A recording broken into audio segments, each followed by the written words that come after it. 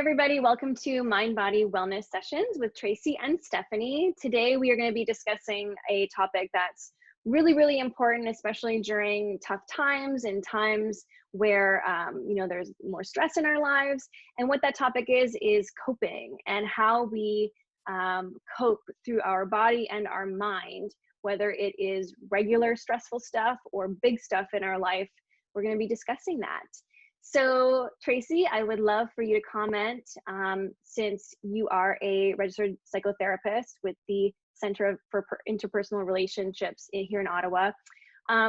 What is happening in the mind psychologically? What's going on when we feel that stress come up and we feel like we need to get rid of it somehow? What comes up, like what happens with our mind when we feel that depression, we feel the stress? What's going on there?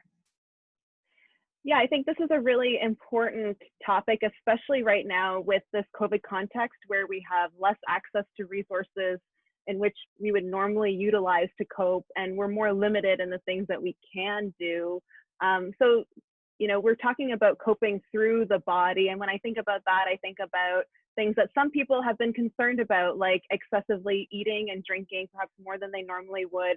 But it doesn't just involve eating and drinking. It also involves perhaps substance use, perhaps, compulsive exercising. All of those things are forms of coping through the body.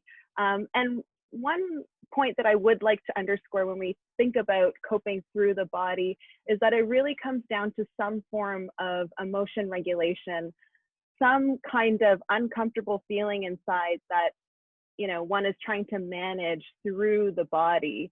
For some people, it might be an experience of just being really chronically bored or lonely or understimulated, which leads to a drive to want to seek strong sensation, to feel alive, to feel something more novel.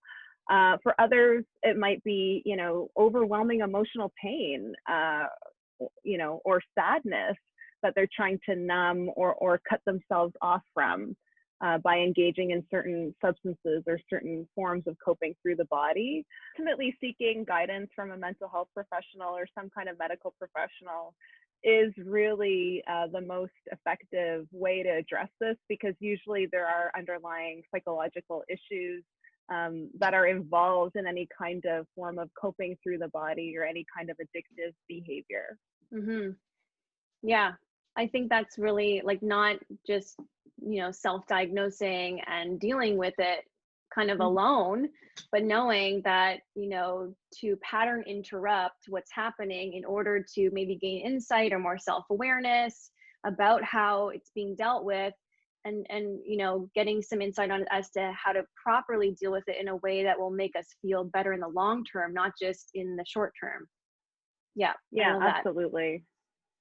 And for you, Stephanie, from your point of view, tell me a little bit more about your thoughts of coping through the body and what's happening on a physical level when people are maybe, opting for that form of coping.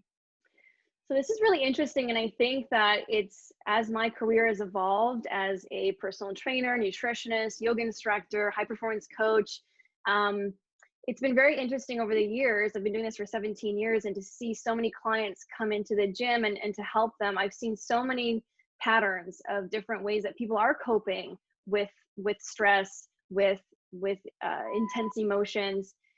And I think that one of the biggest things I see is that there is this feeling that, discomfort is wrong.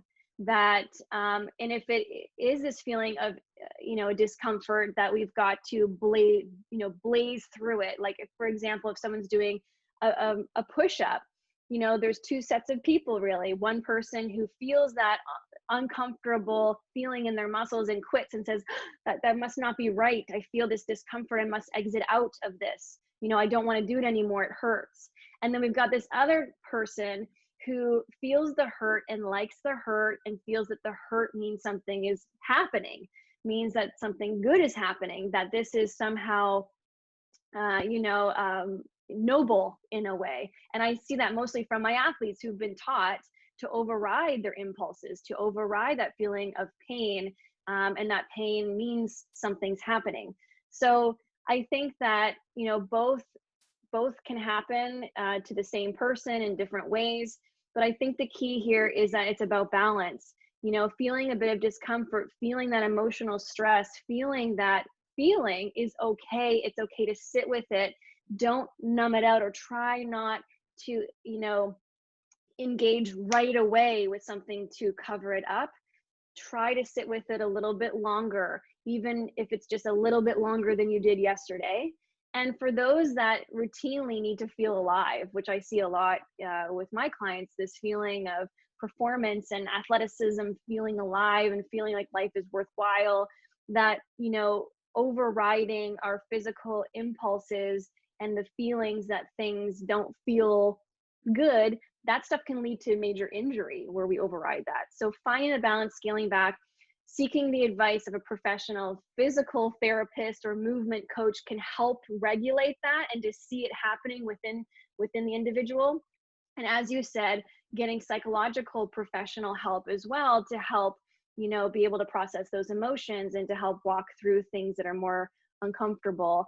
I think it's really about balance at the end of the day, not perfection, but self-awareness first. And I think finding that balance within ourselves and being aware of it is key. So I think that's the secret.